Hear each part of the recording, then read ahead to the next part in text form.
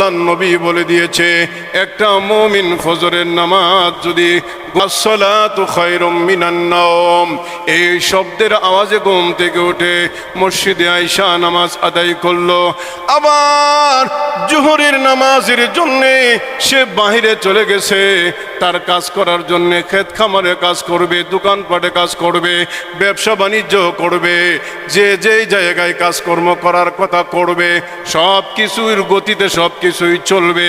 আবার যখন জোহরের নামাজের সময় হয়ে যাবে, আল্লাহর নবী বলেন, আমার ওই উম্মত যদি আবারও আজানের আওয়াজ শুই না, খালাকাতুল জিন্না ওয়াল ইনসা ইল্লা লিয়াবুদুন। আল্লাহ তাআলা বলতেছেন, রে দুনিয়ার মানুষ, তোমাদেরকে আমি আল্লাহ বানাইছি শুধুমাত্র একটা কাজের জন্য। ওই কাজটা হইল লিয়াবুদুন, আমি আল্লাহর গোলামি করবে, আমি আল্লাহর সেজদা দিবে, আমি আল্লাহর বন্দিগি করবে। আল্লাহ তাআলা বলতেছেন, আর কোনো কিছুর জন্য আল্লাহ আমারে আপনারে বানায় নাই, শুধুমাত্র আল্লাহর ইবাদতের জন্যই বানাইছে, আল্লাহর গোলামির জন্যই আমারে আপনারে সকলেরে বানাইছে।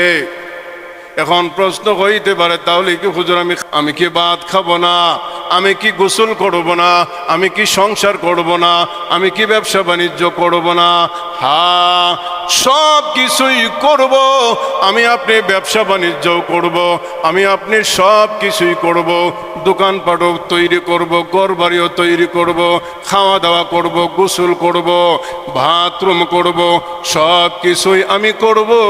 কিন্তু আল্লাহর নবী বলে দিয়েছে, একটা মুমিন ফজরের নামাজ যদি ঘুম থেকে উঠা আসসালাতু খায়রুম মিনান নাওম এই শব্দের আওয়াজে ঘুম থেকে উঠে মসজিদে আয়েশা নামাজ আদায় করলো, আবার জোহরের নামাজের জন্য সে বাহিরে চলে গেছে, তার কাজ করার জন্য ক্ষেত খামারে কাজ করবে, দোকানপাটে কাজ করবে, ব্যবসা বাণিজ্য করবে, যে যেই জায়গায় কাজকর্ম করার কথা করবে, সব কিছুর গতিতে সব কিছুই চলবে।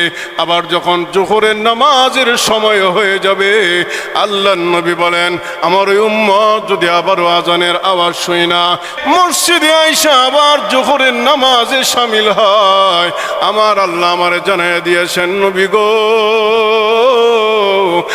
আমার বান্দা, আপনার উম্মত, আমার বান্দা যে ফজরের নামাজ পড়া দোকানপাটে বৈশা ব্যবসা করছে, টাকা গণনা করছে, ঔষধ বেচা কিনা করছে, মুদিমাল বেচা কিনা করছে, সে যে কোনো হালাল কাজ করতে থাকছে, আর জোহরের নামাজের সময় হয়ে গেছে, আবার দৌড়ায় আয়েশা জোহরের নামাজে হাজির দিছে।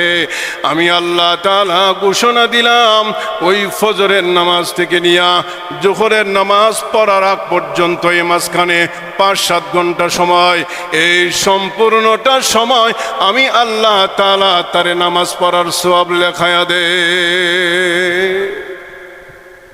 কেন লেখায়া দেয়? আমি যে কোনো কাজে যাই না কেন, আমার চেতনা, আমার ধ্যান, আমার ভিতরে চিন্তা, আবার জোহরের নামাজ আমাকে পড়তে হবে।